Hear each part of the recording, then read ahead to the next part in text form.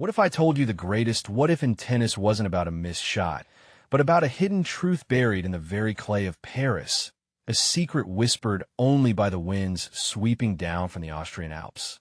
For years, the tennis world watched, fascinated and slightly bewildered, as a singular figure emerged, not from the sun-drenched academies of Florida or Spain, but from a quiet, almost reclusive path, forging a game unlike any other. We saw the brute force, the relentless ground strokes, the sheer physical agony etched on his face, yet few truly grasped the unseen architecture of his ascension. This wasn't merely a player. This was an enigma, a man whose journey defied every conventional blueprint, whose power wasn't just physical, but almost elemental. How did a shy, introspective soul from the shadow of the alpine forest become the unlikeliest heir to the clay court throne, challenging the undisputed king himself, Rafael Nadal, in his own domain? The answer lies not just in his forehand, but in a deeper, almost mystical connection to the very earth he played upon. It was a pilgrimage, a brutal, solitary commitment to a specific, punishing vision of tennis. He wasn't just training. He was sculpting himself into a weapon, piece by agonizing piece, under the radar of an unsuspecting world. Every muscle, every sinew, every ounce of his mental fortitude was forged in an environment few could comprehend, let alone endure. This wasn't about glamour. It was about raw, unyielding survival on the court, a primal dedication to mastery. He carried the weight of the mountains on his shoulders, transforming it into an unstoppable force, leaving opponents breathless and bewildered. The legend began not on grand show courts, but in the quiet, brutal crucible of his own making, far from the prying eyes of the tennis establishment, where a different kind of champion was being painstakingly carved out of sheer will and unyielding spirit. The world marveled at his heavy topspin forehand, a weapon of such devastating power and depth that it seemed to bend the very fabric of physics. But what dark secret powered this most brutal forehand tennis had ever witnessed, a shot capable of ripping through court surfaces and opponents alike? This wasn't just a stroke learned from a textbook. It was an extension of his soul, a primal scream compressed into a blur of racket and ball. We saw the results. The way the ball kicked up shoulder high, pushing even the greatest returners miles behind the baseline, forcing them into defensive contortions previously unknown. Yet, the true marvel lay in its genesis, in the meticulous, almost obsessive crafting of every single kinetic chain, every ounce of rotational energy. It was a shot born of deliberate, almost unnatural mechanics, an output so immense it seemed to defy human endurance. His body, a finely tuned machine, moved with a controlled ferocity that was both terrifying and mesmerizing. He didn't just hit the ball. He attacked it, channeling an immense, almost visible energy into every swing. The sheer volume of spin, the raw velocity, the trajectory that plummeted like a meteor. It was a symphony of destructive power. Every opponent knew it was coming, yet few could truly withstand its relentless assault. His forehand became a character in itself, a fearsome entity that dictated the pace and outcome of countless matches. It was the centerpiece of his tactical genius, allowing him to dominate rallies from any position, turning defense into offense with a single flick of the wrist. It was an art form of pure, unadulterated aggression, a testament to what radical dedication could achieve. He stalked the clay courts of Roland Garros like a hungry predator, reaching multiple French Open finals, pushing the boundaries of what was thought possible against the sport's greatest clay titan. But was his destiny to forever chase a ghost, to be merely the strongest supporting character in an epic narrative of unparalleled dominance? Or was there a master plan for a different kind of glory, one that would redefine his legacy? Each time, he stood on the precipice, staring into the abyss of history, daring to challenge the inevitable. He beat Nadal on clay, not once, but several times, an achievement that in itself would crown most careers. Yet the ultimate prize in Paris eluded him.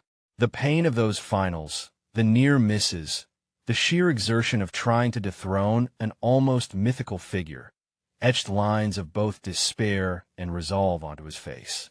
We watched as he poured every fiber of his being into those battles, leaving everything on the blood-red dirt, only to fall short, not for lack of effort or skill, but due to the sheer, overwhelming force of destiny embodied by his opponent. It was a Sisyphean task, a tragic beauty in his relentless pursuit. The question lingered. Was this his eternal role, the noble challenger forever defined by his almost there moments? Or was there a different path, a divergent timeline where his unparalleled dedication would find its ultimate, most unexpected reward, away from the familiar battlegrounds, in a place less expected, more surreal, almost prophetic? His journey was a testament to enduring hope, to the refusal to be confined by repeated heartbreak, to the belief that perseverance, in its purest form, would eventually yield an unimaginable triumph. The world shifted, and with it, the landscape of sport. The pandemic silenced stadiums, transforming grand arenas into echoing tombs, stripping away the very essence of live competition. It was in this eerie, hollowed-out world that Dominic Thiem, the perennial clay court challenger, found his moment. What cosmic irony saw his greatest triumph emerge from the pandemic silence, far from his cherished dirt, in the sterile, air-conditioned confines of Flushing Meadows. The U.S. Open of 2020 was a tournament unlike any other, a strange, almost dreamlike procession of matches played out before empty seats, the roar of the crowd replaced by the eerie thud of the ball. It was a crucible of immense psychological pressure, where the external noise was gone, leaving only the internal monologue, the raw nerves, the sheer will to win. He navigated this bizarre new reality with a singular focus, grinding through opponents, reaching the final, not against his familiar tormentor, but against a friend, Alexander Zverev. Down 2-0, battling cramps, the weight of a decade of near misses pressing down on him, he stared into the void. It was an impossible situation, yet something ancient, something deeply ingrained from his mountain training, kicked in. He didn't just play. He fought an inner demon, clawing his way back, point by agonizing point, set by heart-wrenching set. The match, devoid of an audience, became an intimate, brutal ballet of human endurance and mental fortitude, culminating in a fifth-set tiebreak. This was not a crowd-pleasing spectacle. It was a pure, unadulterated test of character, of sheer, bloody-minded refusal to surrender.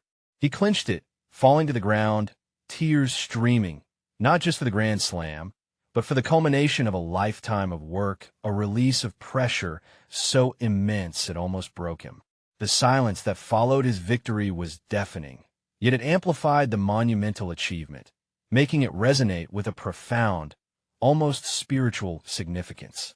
That silent roar, that solitary triumph, secured his place in history, the culmination of a dedication and powerful style that earned him respect as one of the hardest-working athletes of the decade.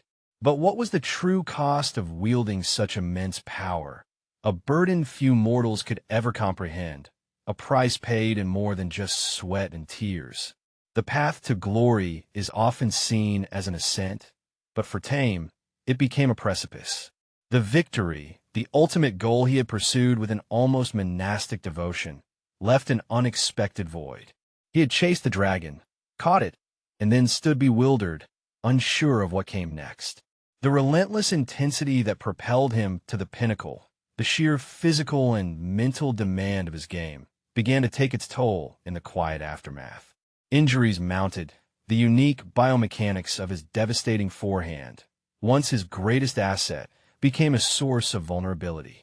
His body, pushed to its absolute limits for years, began to rebel, whispering warnings of exhaustion. The hunger, that insatiable drive that defined his every swing, seemed to flicker, dulled by the realization of having reached the summit.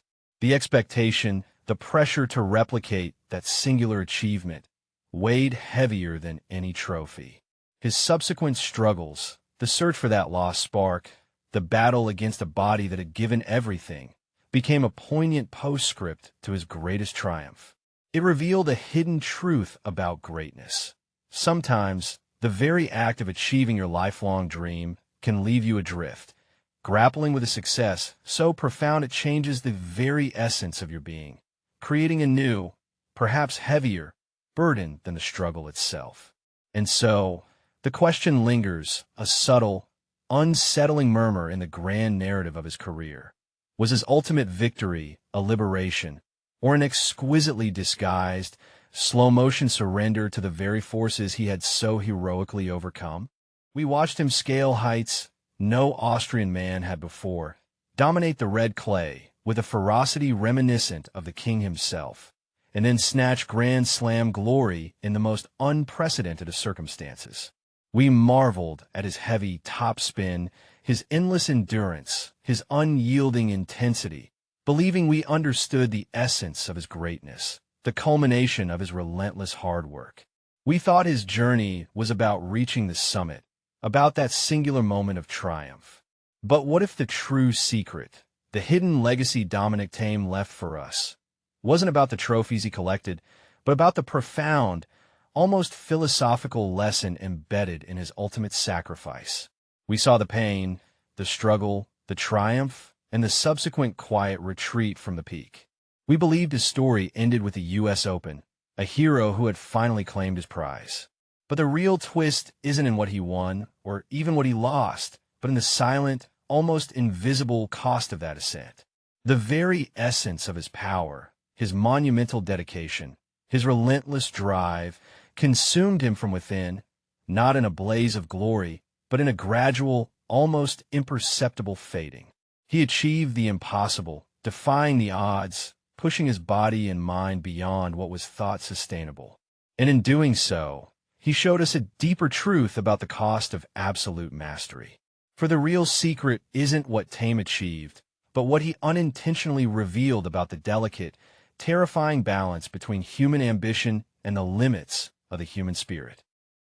The ultimate truth about Dominic Thiem wasn't just his unparalleled talent or the sheer force of his will. It was the chilling realization that to defeat the gods of tennis, to scale Mount Everest and plant his flag, he had to become a god himself, a transient, burning star whose very brilliance foretold its own inevitable, silent collapse, leaving behind only the echoing awe of what once was. The price of that solitary, silent U.S. Open victory wasn't just the physical toll, the lingering injuries, or the mental fatigue. It was the existential dread of having achieved everything he had ever dreamed of in a world stripped bare of its usual fanfare, and finding that the summit was a lonely, quiet place, demanding an even greater sacrifice he hadn't prepared for. He poured his entire being, his very soul, into that quest for a major, culminating in an epic 5-set comeback, only to realize, perhaps too late, that the act of becoming a champion had already consumed the man he once was. Ending. His greatest victory was a prophecy of his own necessary undoing.